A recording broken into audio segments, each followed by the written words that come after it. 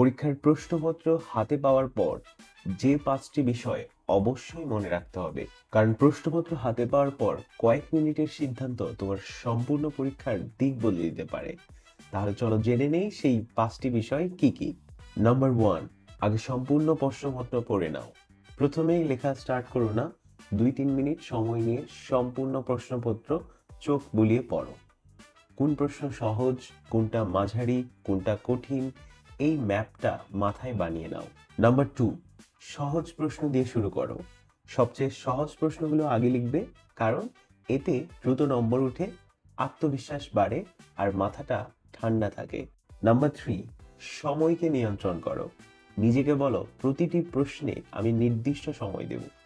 কোনো এক প্রশ্নে আটকে যেও না, কারণ ভুল জায়গায় বেশি সময় দিলে তোমার নিশ্চিত নম্বর হারিয়ে যাবে। নাম্বার 4, মাথা ঠান্ডা রাখো। পরীক্ষার হলে ভয় মানেই ভুল।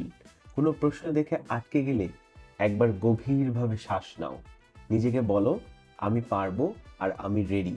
মনে মনে বলতে থাকো, রাব্বি জিদনি ইলমা। আর দেখবা যে তোমার আত্মবিশ্বাস আস্তে আস্তে ফিরে আসছে। নাম্বার 5, উত্তরপত্র রিভিশন করো। সময় থাকলে অবশ্যই বানান, হিসাব, এমসিকিউ সব আবার দেখে নাও। বিশেষ করে ওএমআর শিট 2বার চেক করো। অ্যান্ড ফাইনালি, এই ভিডিওটা দেখার পর follow me for the next video. দেখা হচ্ছে পরের ভিডিওতে।